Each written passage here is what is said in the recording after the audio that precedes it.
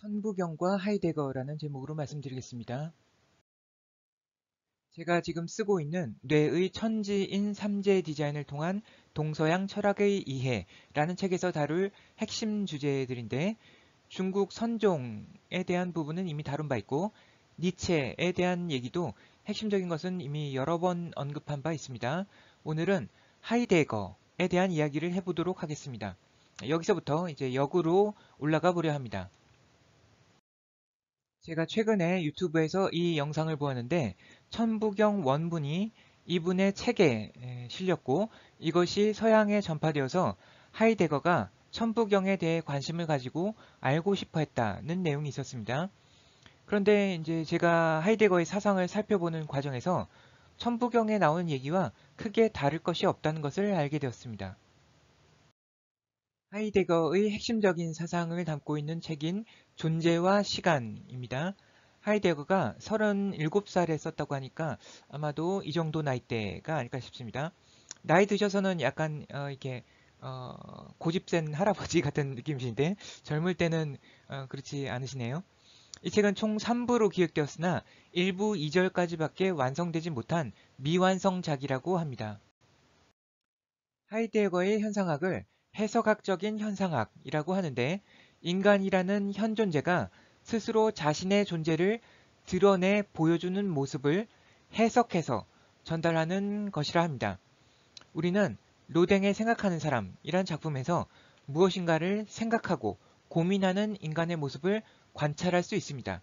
이렇게 드러난 모습을 하이데거는 실존성이라는 특성으로 해석하는데 실존이란 스스로 자신의 존재에 대해서 생각하고 고민하는 것을 의미합니다.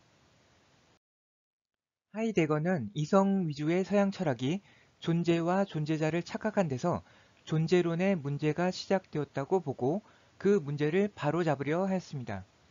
플라톤은 이데아를 참된 존재로 보면서 이성을 통해서 그것을 인식할 수 있는 것으로 보았는데 하이데거는 이데아 역시 하나의 존재자에 불과한 것으로서 플라톤이 존재를 존재자로 잘못 인식하는 오류를 저지른 것으로 보았습니다. 그렇다면 하이데거에게 존재란 무엇인가? 해석학적인 현상학의 입장에서 로댕의 생각하는 사람을 본다면 이 사람에게는 어떤 이성적인 생각뿐 아니라 고민과 고뇌 같은 감정도 함께 드러나는 것으로 보여집니다. 하이데거는 플라톤이 이 부분을 아예 무시해버렸다고 본 것이고 존재로부터 현상학적으로 드러난 부분을 무시한 것은 존재를 잘못 인식한 오류라고 본 것입니다. 절반에 해당하는 정보를 아예 날려버리고 반쪽만 잡으려 했기 때문입니다. 하이데거의 설명으로 보자면 존재자는 존재하는 것이고 존재란 존재자를 존재자로서 규정하는 바로 그것, 존재자가 이미 그것으로 이해되어 있는 바로 그것이라고 알쏭달쏭하게 설명하였는데 예를 들어 망치라는 존재자의 존재는 누가 못을 박을 때에 비로소 드러나게 되고 그렇지 않을 때는 숨겨진 상태로 있게 됩니다. 그리고 인간을 뜻하는 현 존재라는 말은 존재가 드러나 있다는 의미를 가진다고 합니다. 인간은 존재의 의미를 밝히는데 중요한 열쇠가 되는 존재자로서 존재에 대해서 묻는 존재 물음과 그에 답하는 존재 이해의 능력이 있어서 다른 존재자들에 비해 존재론적 우위를 가진다고 하였습니다. 존재론의 목적은 존재의 의미는 무엇인가? 라는 궁극적인 물음에 답하는 것입니다. 하이데거는 이 질문에 답하기 위한 출발점을 현존재, 즉 사람으로 보았습니다. 이 세계에서의 존재 방식은 세 가지가 있는데 눈앞에 있음, 손안에 있음, 그리고 실존입니다. 이는 천부경이 천지인 삼재에 해당한다고도 볼 수 있겠습니다. 천은 우리에게서 떨어져서 존재하는 환경이고 지는 우리와 접촉해 있는 환경입니다. 이는 천지의 사이에서 스스로에 대한 물음을 던지고 답할 수 있는 실존하는 존재자입니다. 추가적으로 몇 가지 용어들을 정리해보면 다음과 같습니다. 실존이란 현 존재의 본래적인 존재 방식으로 현 존재가 자신의 존재를 문제 삼는 것입니다. 이 과정에서 걱정, 고민, 고뇌, 염려 등이 나타날 수 있습니다. 하이데거가 말한 양심이란 실존적인 삶을 살라는 내면의 목소리입니다. 세계에서의 존재 방식은 이 세 가지이고 현 존재는 다른 존재자들과 관계를 맺고 자신만의 세계를 만들어갈 수 있습니다. 현 존재를 세계 내 존재라고도 하는데 다른 존재자들을 경영하는 주체가 되는 인간을 의미하는 것으로 볼 수 있습니다. 퇴락이란 현 존재가 실존하지 않을 때 일어나는 일입니다. 천지인 삼재가 대등하게 서 있기 위해서는 끊임없는 성찰이 필요한 것으로 생각됩니다. 그리고 현 존재는 죽음이라는 현상 때문에 주어진 시간의 한계성 속에서 죽음에 대한 불안을 가집니다. 이것은 실존을 위한 압력으로 작용할 수 있을 것입니다.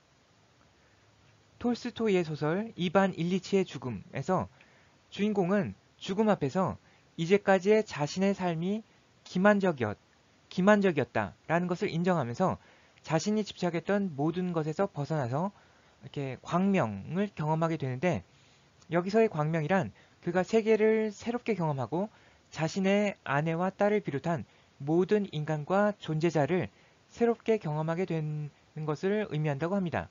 그래서 그는 자신의 딸과 아내에게 용서를 빌게 된다고 합니다. 죽음으로 인해서 사람이 이제 변한 것이고 하이데거는 죽음을 선구적으로 먼저 자각함으로써 실존을 회복할 수 있다고 하였습니다. 이상을 종합해보면 하이데거가 얘기한 존재론적 철학의 핵심은 결국 주인공으로서의 삶을 얘기한 것이라고 하지 않을 수 없습니다. 위쪽은 영화이고 아래쪽은 게임인데 이 중 어느 쪽이 더 주인공으로서의 삶에 가까운지는 쉽게 알 수 있습니다. 그것이 천지인 삼재가 대등하게 선 천부경의 사상인 것입니다.